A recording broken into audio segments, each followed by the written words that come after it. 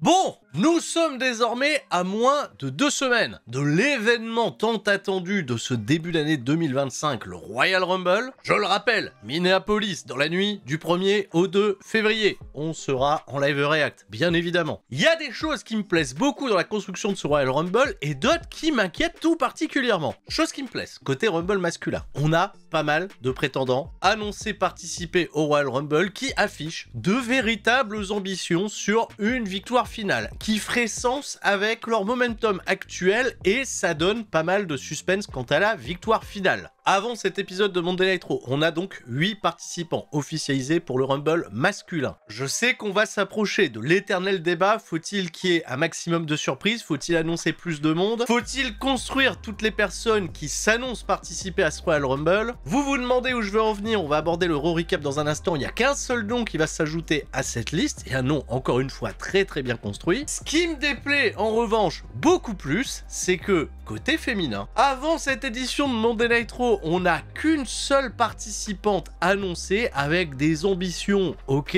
bof. Lors de Monday Night Raw, on va avoir une nouvelle annonce qui va porter le chiffre des participantes potentielles pour l'instant juste à 2, il y en a encore 28 à construire. Peut-être pas à construire dans un gros développement, mais en tout cas, annoncez-en au moins quelques-unes d'ici là. Et j'ai l'impression qu'on se retrouve dans une situation un peu similaire au Survivor Series, où les hommes avaient une stipulation parfaitement bien construite, avec le combat des Bloodlines, c'était évident, c'était anticipable, et ça a deliver sur le papier. Côté féminin, on a fait des trucs de bric et de broc pour annoncer un match un peu au dernier moment, sans qu'il y ait un immense sens, et au bilan des courses, c'était pas la dinguerie du siècle. Alors je suis inquiet pour la construction de ce Royal Rumble, avec, en plus de ça, ce qui n'aide, je trouve pas du tout le schedule actuel de WWE, l'agenda si vous préférez, c'est ce show Saturday Night's Main Event, qui se tiendra dans la nuit de samedi à dimanche, qui sera d'ailleurs diffusé en direct sur YouTube, visionnable gratuitement depuis la France, où après cette édition de Monday Night Raw, on a 4 combats qui sont désormais annoncés, 4 combats qui auraient pu peut-être trouver une place dans leur construction vers la route du Royal Rumble, dont notamment, je pense, le Jey Uso Gunther. J'espère en tout cas que la situation se débloquera, je vous rassure cependant, on fera bien un Sturistradamus pour le Royal Rumble la semaine prochaine, et exceptionnellement, je vous informe qu'au vu de mon emploi du temps et de mon absence ce week-end du côté de Bapom pour le show Game Changer Wrestling BZW que je commenterai, je vais pas pouvoir programmer de SmackDown recap et je m'en excuse. En revanche, du dimanche ou peut-être au plus tard du lundi, je vous ferai un recap de Saturday Night's Main Event.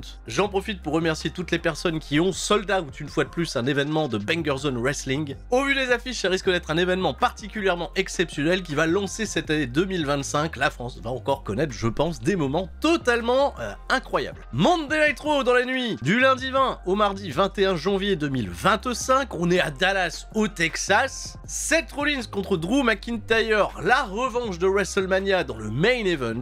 Un second combat 2 semaines de suite pour Penta, la sensation qui a enflammé WWE à ses débuts. Et un développement très intéressant pour Sami Zayn. Je vous explique tout ça, on est parti, le générique. Et un et deux et seulement deux, pas besoin de plus pour être heureux. On se détend, on allume l'ordi, c'est l'heure de retrouver Spirit. Ça va causer de 619, me font prendre de pedigree. Mais si comme moi t'as rien compris, t'es quand même le bienvenu. C'est ça le catch, de la passion et du fun. On se prépare pour le corps à corps, donc tout le monde reste fort. Bon, j'ai commencé cette vidéo en étalant un peu mon point sur la construction du Royal Rumble. Il y a une autre information importante qui est arrivée en fin de semaine dernière, c'est l'officialisation du partenariat entre WWE et Total Nonstop Action. On avait déjà vu quelques prémices de cet accord en 2024, avec notamment la participation de Jordynne Grace au Royal Rumble. Cette fois-ci, on a une officialisation de cet accord qui va principalement concerner NXT et TNA, des échanges potentiels entre les catcheurs, et une association qui s'est même concrétisée lors du dernier Premium Live Event de TNA Genesis, dont j'ai fait la review, qui est disponible d'ailleurs présentement en VOD sur la chaîne secondaire La Corde à Linge. L'ancienne championne des Knockouts, Jordynne Grace, a fait son dernier combat et devrait probablement rejoindre WWE, pourquoi pas participer encore une fois cette année au Royal Rumble. C'était également la fin de contrat pour Josh Alexander, historique partenaire de Ethan Page du côté de NXT aujourd'hui. À l'époque, ils étaient ensemble chez TNA et formaient une équipe qui s'appelait The North. Un timing assez intéressant vis-à-vis de ce partenariat, peut-être de belles choses à suivre et des surprises pour le Royal Rumble, pour NXT qui est très promu. À SmackDown, on l'avait vu avec la participation de Roxanne Perez. Et ben on va remettre le couvert cette semaine puisque elle va être encore là pour gêner la nouvelle arrivante du côté de Monday Night Raw, Bayley. Ça aussi, ça a été officialisé. Et on va raccrocher les wagons avec cet épisode de Monday Night Raw qui va s'ouvrir avec une attaque subie par Rhea Ripley backstage des mains de Nia Jax. Eh ouais, il y a finalement bien un programme. Et ben Nia Jax, justement, on va la retrouver plus tard en action à Monday Night Raw. Voilà, alors que elle a pas été draftée officiellement, c'est encore ses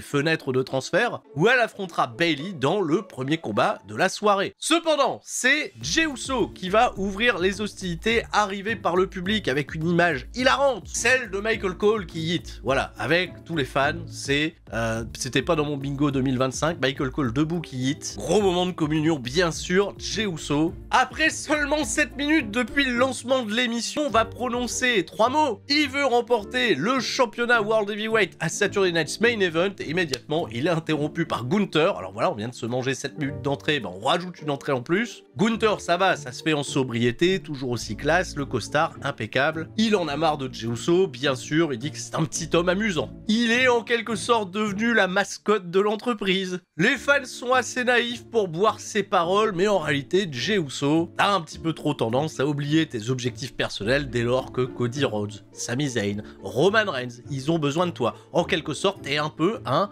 idiot utile, il a dit. Ah oui, il a dit ça. Alors Jey, il assume totalement le fait d'être en quelque sorte la mascotte de la WWE parce qu'il a le peuple avec lui, un peuple qui le pousse. Et dans cet effort collectif incroyable, on deviendra tous champions du monde. Voilà, même vous, si vous faites hit devant votre écran, vous serez champion du monde avec Jey Uso. Le projet est plutôt admirable. Jey, cependant, il va lâcher une petite stat à Gunther qui va le vexer, c'est-à-dire que, à la différence de Gunther, Jey Uso, il a main eventé un WrestleMania. Bon, il a main eventé la nuit 1. Ça compte quand même. Ça a énervé Gunther qui s'est mis à tabasser Jey Uso. Il y a eu une bagarre. Hipipi pourra, il n'y a eu aucun service de sécurité pour les séparer, c'est Gunther qui a décidé de battre en retraite. Encore une fois, les points abordés sont très bons, c'est précis. Un Gunther en pleine confiance, un Jey Uso héros du peuple, les échanges étaient très bien, mais la vache, on perd du temps à la WWE. 7 minutes pour l'entrée de Jey Uso, j'ai bien compris, on est sur Netflix, on a le temps, on peut dépasser de l'horaire convenu, mais malgré ces efforts, j'arrive toujours pas à penser que Jey Uso peut devenir champion à Saturday Night's Main Event. Seule confrontation entre les deux durant l'épisode, on se retrouvera de ce fait en fin de semaine pour décider du sort de ce combat. Après ça, petit segment backstage. Le New Day, ils ont été trouvés JBL backstage. John Bradshaw Layfield, il est là parce qu'il avait été annoncé JBL. Alors un JBL qui n'incarne absolument pas le personnage qu'il a actuellement dans le circuit indépendant depuis quelques mois. Circuit indépendant et TNA, parce qu'il a été impliqué dans le main event entre Joe Hendry et Nick Nemes. À la WWE, ça reste ce bon vieux JBL en costard. Kofi et Xavier Woods, ils lui font quelques petites éloges, il l'invite justement à avoir son feedback, à être aux abords du ring pour le combat qui tout à l'heure opposera Kofi Kingston à Rey Mysterio, figurez-vous. Ils lui ont glissé un petit billet dans la poche et JBL, en fait, il s'est mis à faire un éloge du New Day, mais principalement de Biggie. Et quand le New Day, ils ont compris que JBL, il routait plutôt pour Biggie, ils ont décidé de partir, de faire la gueule. Et je me suis planté, j'avais dit que le premier match de la soirée, c'était Bayley contre Nia Jax, pas du tout. On est parti Kofi Kingston contre Rey Mysterio. Alors, on nous avait annoncé que c'était le New Day qui allait être en action, finalement, c'est un match simple. JBL, il était donc bien à la table des commentateurs, le New Day lui a regratté la thune qu'ils lui ont filée d'ailleurs, et je vais être très sincère avec vous, JBL, j'ai trouvé qu'il a servi strictement à rien en fait dans ce segment, et même c'est son seul apport sur l'intégralité du show. Après, je m'attendais pas à une grosse implication de JBL, mais vu le teasing de la semaine dernière, je pensais qu'il allait être assez essentiel pour ce qui allait se développer, ce qui allait être raconté, il a juste servi de support. C'est tout. D'ailleurs, il me faisait un peu pitié le JBL, regarde, il a installé tout loin là de Michael Cole et de Wade Barrett, je sais pas, mais ils l'ont mis un peu à part. Alors Kofi Kingston, Rey Mysterio, ça a duré 10 minutes, c'est un nouveau Kofi Kingston, bien évidemment, il est beaucoup plus agressif. Il y a eu un botch amusant, je suis obligé d'en parler, avec cette tentative de powerbomb qui a été portée par Rey Mysterio limite tout seul. Il a fait la vrille et puis il est tombé, je sais quoi. Ça a pas nuit la lecture du combat pour la suite, les échanges étaient plutôt cool, surtout les comebacks de Rey Mysterio étaient plutôt efficaces. Un final plutôt ouvert avec un Rey Mysterio qui va remporter la victoire en ayant contré Kofi Kingston dans un bon vieux roll-up, voilà, rien de grave. Et Rey Mysterio, après le match, va se faire attaquer par Xavier Woods. Et qui va faire le save pour Rey Mysterio? Les membres de la LWO, Joaquin Wilde et Cruz del Toro, pas de Dragon Lee. Oh, le sujet Dragon Lee, en ce moment, j'ai l'impression qu'il est un petit peu sensible. Il y a beaucoup de gens qui s'indignent de l'absence répétée de Dragon Lee depuis plusieurs semaines, l'arrivée de Penta, qu'est-ce qui se passe avec Dragon Lee? Est-il toujours dans les bonnes grâces de WWE? Il n'y a plus de projet. Bon, en effet, il y a peut-être une part de vrai sur le fait qu'il n'y ait pas de plan pour lui en réalité, mais surtout, il attend un heureux événement prochainement. Il est auprès de sa femme et de sa fille. On lui souhaite le meilleur et il y a peut-être quelque chose qui va se décanter. Bah peut-être dans le segment qui va suivre. Chad Gable et les membres d'American Made, ils s'indignent de la défaite de la semaine dernière contre Penta. Et Chad Gable, il a prévu de remédier à tout ça en allant confronter un certain Dominic Mysterio pour avoir des informations quant au luchador mexicain. Ouais, il y a l'air d'y avoir une gimmick qui s'installe pour Chad Gable. Chad Gable, il aime pas les luchadors. Je crois que j'ai déjà vu ça sur TLW 2016. Je m'en excuse, j'ai ellipsé des trucs. Il y a Bayley, en effet, qui était au micro de Katie Kelly pour hyper son combat contre Nia Jax et annoncer sa participation au Royal Rumble 2025, étant donné qu'elle l'a gagné l'année dernière, ça la place immédiatement en figure de favorite. On oublie déjà la défaite clean de chez Clean contre Tiffany Stratton. Petite confrontation avec Nia Jax, on se voit plus tard dans le ring. Et il y a un autre segment aux côtés de Jackie Redmond qui a été diffusé, je crois, pendant une coupure publicité avec Karrion Kross et Scarlett. Alors Karrion Kross, il a été interrogé sur ses ambitions futures. Le mec, il a lâché les blazes de CM Punk, de Seth Rollins. Il aime bien aussi observer ce qui se passe vis-à-vis de Sami Zayn. Jackie Redmond, elle lui demande est-ce que c'est hostile vis-à-vis de Sami Zayn? Est-ce que tu l'aimes pas? Bah vous verrez, je dis rien. Pas de nouvelles du Miz, il a dit le Miz, je sais pas où il est pas là cette semaine. Et la Wyatt Chick, si elle a été transférée à SmackDown, on les a toujours pas vus là-bas, bah de ce fait, les programmes pour Karrion Kross sont un peu en suspens, mais bon, il a toujours son petit impact, son petit rôle à jouer, même si, visiblement, c'était diffusé pendant la pub aux États-Unis.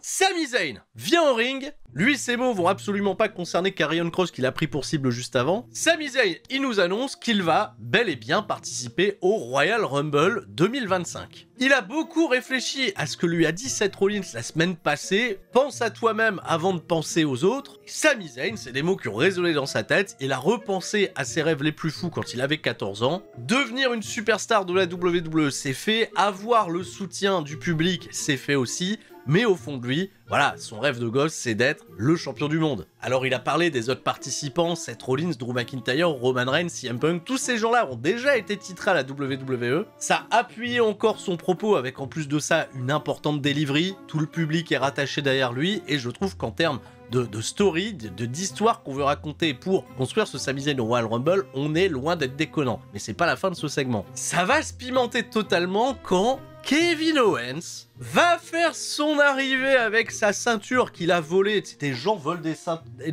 Il a volé une ceinture qui est pas la sienne parce qu'il pense avoir raison. Enfin, c'est quand ça l'arrange, encore une fois, Kevin Owens. Mais bon, là, c'est Kevin Owens qui confronte Sami Zayn. Évidemment, qu'il va se passer quelque chose de ouf. Sami s'y prépare. D'ailleurs, il le dit à Kevin Owens. Je m'attends à ce que tu me tailles. Or, Kevin, non, pas du tout. Il dit de quoi tu parles? Bah, j'ai vu comment tu t'es comporté avec Cody Rhodes quand il a fait équipe avec Roman Reigns. Étant donné que moi aussi, j'ai pris la défense de Roman Reigns, bah, je suis un peu sur mes gardes, tu vois. Je m'attends à ce que tu sois en colère et que ça dérape. Et là, en effet, Sami Zayn, il met des mots sur ce qu'on a tous au fond de nous depuis longtemps. Le jour où ils allaient se recroiser, il y allait fatalement y avoir des vérités qui allaient sortir. Et ben, Kevin Owens, il a dit que Sami Zayn qui est venu en aide avec Roman Reigns, ça n'a rien à voir avec Cody Rhodes qui vient aider Roman Reigns. Bon, la mauvaise foi de Kevin Owens, comme à chaque fois. Ah non, il justifie Kevin Owens. Sami, je te connais depuis très très longtemps, t'es mon meilleur ami, c'est pas sans raison. T'as cette générosité au fond de toi qui fait que, oui, tu finis par pardonner aux gens. Roman Reigns, il a été très limite avec toi, t'as fini par lui pardonner. Comme à moi, j'ai été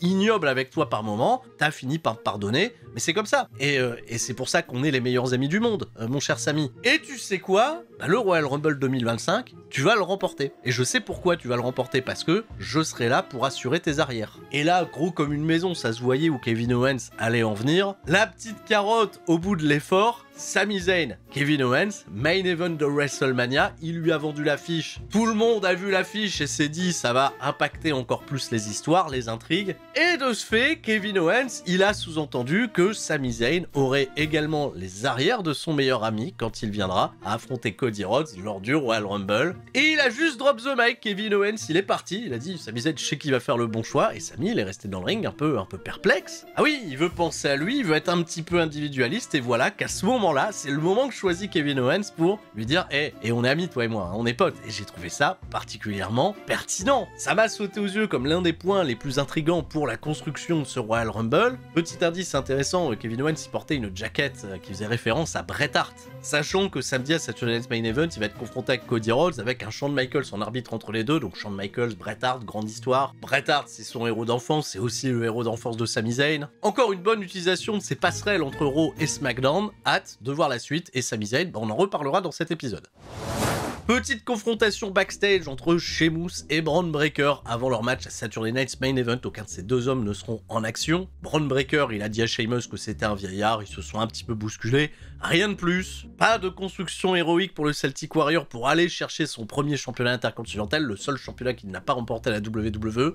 Je sens que c'est pas pour maintenant. Pendant que Bayley a fait son entrée, elle a été confrontée, donc je le disais tout à l'heure, à Roxanne Perez qui était aux abords du ring, comme pour le match avec Tiffany Stratton, pour remettre un petit peu de bif entre les deux, c'est la direction du programme. Il y a eu pendant la coupure publicité des entrées une petite entrevue avec Ludwig Kaiser, encore une fois totalement détaché du ring général Gunther, et Ludwig Kaiser, il a des yeux sur Penta, hein, il veut aller s'en prendre à Penta qui tout à l'heure, ça a été annoncé, affrontera Pete Dunne. Voilà, qui va pouvoir souffler. Il n'y a pas R-Truth dans ses pattes cette semaine. Alors Bayley contre Nia Jax, je vais pas faire intervenir Eugène, mais bon, on refait le match. Ça a duré 12 minutes, et là, en effet, le fait qu'il n'y ait pas la coupure publicité, ça m'a paru long. C'est toujours pas la meilleure des chimies entre les deux, on retiendra peut-être par-ci par-là quelques moments amusants. Nia Jax qui peut signer à l'UFC après ses coups de coude détonnants. Bayley qui vole le finish de Nia Jax, mais pour un compte 2-2, bah ouais, mais heureusement. Et quand il y a eu la confrontation entre Roxanne et Bayley, bah oui, il y a une fan, elle s'est pris un coup de pied, elle a volé dans le décor. Et le temps avançant, je m'attendais à voir un finish qu'on voit souvent à la WWE, bah ouais, il y a un finish par intervention, il y a deux statues assez protégées avec Bayley, Nia Jax. Et puis Rhea Ripley, la championne, elle va bien venir se venger de l'assaut du début d'émission. Et bah les scripteurs, ils ont pris la décision, je trouve couillue, de donner une victoire clean à Nia Jax. Ouais,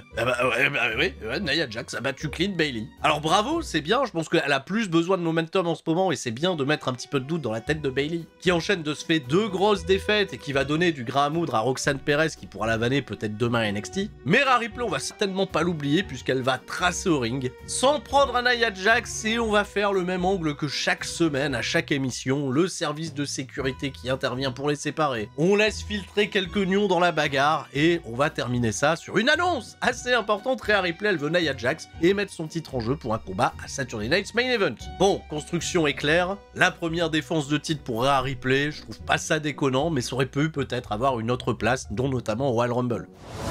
On nous remonte des extraits de la défaite de Finn Balor contre Damian Priest. Ni Finn Balor ni Damian Priest ne sont à l'émission cette semaine. Mais dans le backstage du Judgment Day, on s'inquiète de l'absence de Finn, qui normalement la semaine prochaine est prévu pour un match en équipe avec JD McDonough, match revanche pour les titres par équipe détenus par les War Raiders. Dominic Mysterio, il se porte volontaire pour faire équipe avec JD McDonough. Dominic Mysterio, il est très sollicité aujourd'hui, puisqu'il y a Liv Morgan qui visiblement lui fait un petit peu de pressing pour avoir de nouvelles opportunités d'affronter Rhea Ripley pour le titre. Mais il y a surtout, avant tout ça, Chad Gable, qui est venu donc voir Dominic Mysterio pour le fameux plan Ulti Luchador. Dominic Mysterio, bon, vu qu'il a d'autres trucs à foutre, il peut pas trop s'en occuper, il va donner un petit nom sur un papier qu'on va pas voir à Chad Gable, quelqu'un qui pourrait l'aider à combattre les Luchadors à la WWE. On sait pas trop. Voilà, spéculer, qu'est-ce qu'il y a sur le papier. JBL, ça aurait pu être adapté, Donald Trump peut-être. Hulk Hogan en Mister America. C'est vrai qu'on oublie totalement dans cette histoire que Chad Gable, il a un clan derrière lui avec les frères Creed et Ivy Nile, mais apparemment, ils sont pas concernés par cette querelle. Alors, à part Finn Balor et Damian Priest, il y a une autre personne qui est pas là cette semaine, qui a eu un gros accomplissement à l'épisode précédent, c'est Lyra Valkyria, qui est devenue championne intercontinentale. Elle a juste eu un petit promo package pour dire qu'elle était prête à défendre ce titre avec honneur et entrer dans la légende, et construire la sienne par la même occasion. Pete Dunne fait son entrée. Bon, en fait, il a fait son entrée pendant la coupure publicité. On lui a donné le micro, histoire d'occuper le temps, et Pete Dunne, c'est toujours la même rengaine. Ouais, arrêtez de m'appeler Butch! Et là, faut quand même s'arrêter un instant. Il y a personne, en fait, qui rentre dans le délire de Butch aux États-Unis. Lui, il essaye de rendre le truc over comme s'il était à l'Accor Hotel Arena, mais c'est terminé, frère. Et WWE, ils en ont eu tellement marre, alors que c'était la pub, ils ont coupé sa promo, ils sont partis sur un autre promo clip. Et au retour de la publicité, on a enchaîné avec Seth Rollins backstage, il a croisé Sami Zayn. Sami Zayn, il lui a dit merci. Tes mots ont résonné dans ma tête, c'est pour ça que j'ai pris ma décision pour le Royal Rumble. Seth Rollins, il lui a dit c'est très bien, bon courage pour ton match contre Drew McIntyre, on se fait des politesses. Et hop, Penta, il a fait fait son arrivée pour aller affronter Pete Dunne. Ils ont rajouté de la pyrotechnie sur l'entrée de Penta, voilà, c'est un succès, ça marche très très bien. Et puis là, vous vous attendez à quoi? Penta contre Pete Dunne, c'est bien sur le papier, c'est la première fois qu'ils s'affrontent depuis 2017 à la Rev Pro, ouais. Regardez, un bébé Pete Dunne, là, qui affronte Penta, qui avait déjà une grosse aura à l'époque, et qui avait gagné avec un Penta Driver la première fois, bah il va faire la même. Il va gagner avec un Penta Driver. Il commence petit à petit à bien démocratiser son moveset. On a encore eu un Canadian Destroyer, le sacrifice avec le bras pété, un chouette compte sur un Triangle Shock avec une Powerbomb Backbreaker. En plus de ça, Penta il est généreux, Pete Dunne il a eu l'occasion de briller par endroits, il a perdu naturellement. Prochaine étape pour Penta, on se doute que ça sera peut-être Ludwig Kaiser au vu de ses déclarations, et on attendra de savoir qui sera le fameux allié pour Chad Gable, conseillé par Dominique Mysterio. Genre Dominique il a des amis, vraiment. Bon. Oh la vache, c'est peut-être Ken Velasquez. Ou c'est peut-être Ken Velasquez en vrai. Aïe aïe aïe. Un promo clip pour nous hyper, Logan Paul qui sera là la semaine prochaine, bah il est temps, hein, parce que annoncé comme lutteur à temps plein, attention, ils ont un épisode costaud pour la semaine prochaine. Il y a Roman Reigns qui avait teasé faire une grosse annonce le 27 probablement pour 2K25, mais aussi peut-être hyper, le Royal Rumble ce serait bien quand même un petit peu, hein, Roman Reigns c'est sympa, merci. Il y a Cody Rhodes qui serait également prévu pour l'épisode de Monday Night Raw la semaine prochaine, ça n'en finit plus, et bah je viens à penser que John Cena peut-être qu'il va faire un coucou quand même. Et bah CM Punk, lui par contre il va pas attendre la semaine prochaine, il est là, il va faire une promo dans le public. Il se galvanise totalement de la grosse énergie qui lui est donnée par le public et il pète la confiance. Il a réussi son retour, il a battu Drew McIntyre, il a battu Seth Rollins, en plus c'est bien, ils vont s'affronter tous les deux dans le main event.